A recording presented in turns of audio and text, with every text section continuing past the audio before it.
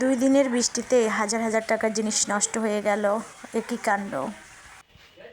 এদিকে দেখেন দুঃখের বিষয়, কারেন্ট চলে গেছে। রান্না করতে গিয়ে এরকমই রেখে দিয়েছি।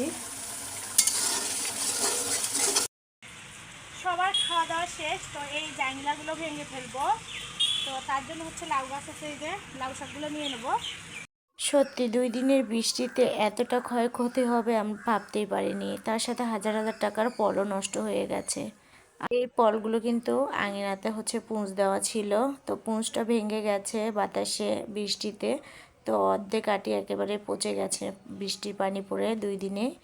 তো এদিকে এগুলো হচ্ছে সবাই মিলে যে যেগুলো ভালো আছে সবগুলো হচ্ছে একটা ঘরে রেখে দিচ্ছি। তো যাই হোক, আসলে মনটা ভীষণ খারাপ, কারণ এই পলের যে দাম কি বলবো আপনাদেরকে। আর এই তো দেখেন কি অবস্থা। তো আপনাদেরকে একটু দেখানোর চেষ্টা করতেছি যে আসলে দেখেন গ্রামের মানুষের না এ ধরনের ক্ষয়ক্ষতি হলে অনেকটা আর কি সমস্যার সম্মুখীন হতে হয়। তো গরুটাও চিল্লাওয়ালা শুরু করে দিছে এগুলো দেখে। তো এখন আবার এগুলো নতুন করে পুঁজ দিতে হবে, অনেকটাই কষ্ট আর কি। তো আমরা এখানে প্রায় 6 থেকে 7 জন আছি। আর এই যে দাদিও কিন্তু আছে, দাদিও নিয়ে যাচ্ছে আবার আসতেছে। তো কোথায় রাখতেছি চলেন, এই যে আপনাদের ভাইয়া যাচ্ছে। আর গরুটা এত হামলাহামলি শুরু করে দিয়েছে ফলগুলো নিয়ে যাওয়া দেখে। ও মনে করতেছিল যে আসলে ওর খাবারগুলো মনে হয় আমরা বিক্রি করে দিয়েছি। তো এই যে দেখেন এখানে একটা সরকারি ঘর আছে, তো এটা হচ্ছে আমাদেরই আর কি। তো এখানে এই যে রেখে দিচ্ছি। আর এই তো দেখেন, আগে যদি বুদ্ধি করে এখানে এখানে রাখা যেত তাহলে আর এতটা ক্ষয়ক্ষতি হতো না। আর দেখেন কি পরিমাণ বৃষ্টি হয়েছে, আর সব নালা একেবারে ভরে গেছে। এই তো দেখেন এই নালাটা একদম ফুল হয়ে গেছে। তো যাদের এলাকায় এরকম নালা ডোবা যা আছে সবাই একটু বাচ্চাদেরকে সতর্ক করে রাখবেন। এরকম বৃষ্টিতে নালা কিন্তু হচ্ছে ভরে যায়, বাচ্চারা হয়তো বা অসতর্কতার মাধ্যমে হয়তো নালাতে পড়ে যায়। তাদের জন্যই বলছি সবাই একটু বাচ্চাদেরকে সতর্ক করে রাখবেন। আর এই তো দেখেন চতুর্পাশ দিয়ে পানি আর পানি। তো এখন হচ্ছে আমি রান্না করব। তো এদিকে এই যে এখনও হয়নি, অনেকটা সময় লাগবে আর কি। আর দেখেন আমার এই যে যেখানে রান্না করি চুলায়, সেই চুলার পাড়ের অবস্থা, এই চুলা পাড়ের অবস্থা দেখলে রান্না করার আসলে ইচ্ছাই জাগে না। আর দেখেন বৃষ্টিতে শুধু ওগুলোই ক্ষয়ক্ষতি হয়নি, সাথে কিন্তু ধানেরও অবস্থা খারাপ। আর একটু যে যে ধানের গাছগুলো লম্বা হয়েছে সেগুলো কিন্তু পড়ে গেছে। আর এদিকে এই যে মিষ্টি কুমড়ার গাছগুলো কিন্তু বৃষ্টির পানি পেয়ে টাটকা হয়ে উঠেছে। তো এখন হচ্ছে যাব ঘরে। তো কি কি রান্না করব আজকে চলেন। এদিকে এসে যে রান্নার জন্য সব কিছু রেডি করে নিয়েছি। আজকে সবজি দিয়ে মাছ রান্না করব। আর এখানে এই যে ডাঁটা, আলু, বেগুন, পটল আর কি সব ধরনের সবজি আছে। সাথে হচ্ছে এই যে বড় রুই মাছ। তো এটা দিয়ে আজকে এগুলো রান্না করব।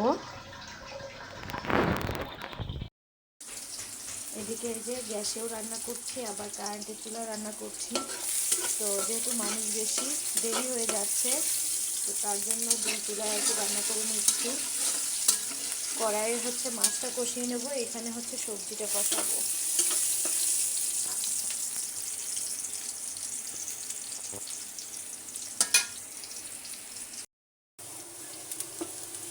এদিকে কিন্তু সবজির পেঁয়াজটা ভাজা হয়ে গেছে, এখন হচ্ছে বাটা মশলা দিয়ে দেবো। এই যে মরিচ বাটা, পেঁয়াজ বাটা দিয়ে দিলাম। এদিকে এই যে মাছের মশলাটা কষিয়ে নিচ্ছি। মাছটা আগে একটু হালকা করে কষিয়ে নেব, যেহেতু সবজি দিয়ে রান্না করব। এদিকে দেখেন দুঃখের বিষয়, কারেন্ট চলে গেছে। রান্না করতে গিয়ে এরকমই রেখে দিয়েছি।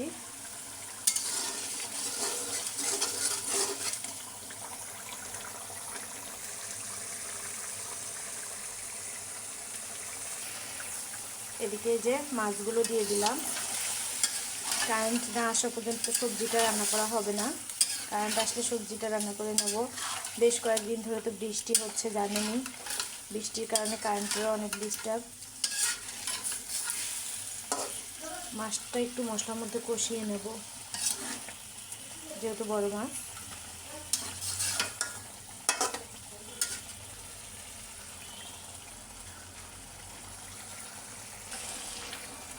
এখন হচ্ছে দিয়ে দেবো ঝোল।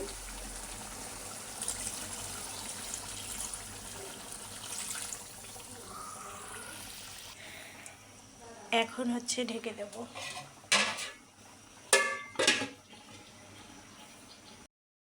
দেখেন আবারও কারেন্ট চলে গেছে। কি একটা অবস্থা, দুইবার রান্না করতে ধরে কারেন্ট চলে গেল, বাকিটা তো ইতিহাস হয়ে গেল। আর এই তো দেখেন সবজিটা আবারও গ্যাসে দিয়েছি।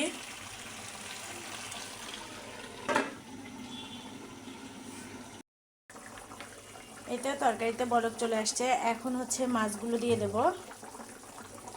এই যে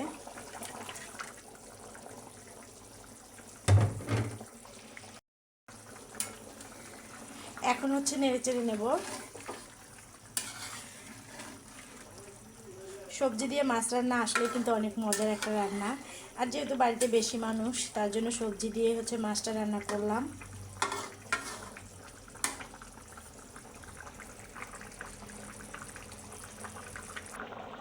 সবজি দিয়ে মাছ রান্নাটা হয়ে গেলে কিন্তু আমার রান্না শেষ, আর কোনো রান্না নেই। এরপর সবাইকে খেতে দেবো।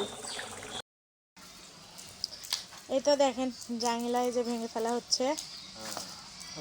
এই যে আমাদের চাচা কিন্তু ভাঙতেছে আর হাসতেছে, উঠছেন। এই যে আপনাদের ভাইয়া। আর লাউ শাক নাই। আর এই তো এগুলো হচ্ছে যে আল্লাহ ডাটাগুলো সব ফেলাই দিছ। এই তো দেখেন কাকু জালি কুমড়ার গাছটা তুলি দেন কঞ্চের মধ্যে। এই যে কঞ্চের, এই যে দেখেন মিষ্টি কুমড়া গাছ, চাল কুমড়ার গাছ, ডাটাগুলো সব তুলে ফেলাই দিছে আমাকে না বলেই। যাই হোক, যা হওয়ার হয়ে গেছে। আর এতে দেখেন সিম গাছ উঠতেছে। এখানে আবার নতুন করে পরে জাংলা দেওয়া হবে।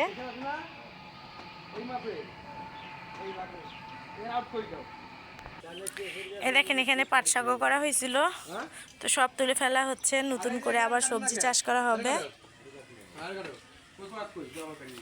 কি কাটবে? জাংলা এগুলো খুলতেছে। তুমি কি করবা? তুমি তো সবাই ভালো থাকবেন, সুস্থ থাকবেন। আজকে এ পর্যন্তই। আল্লাহ হাফেজ।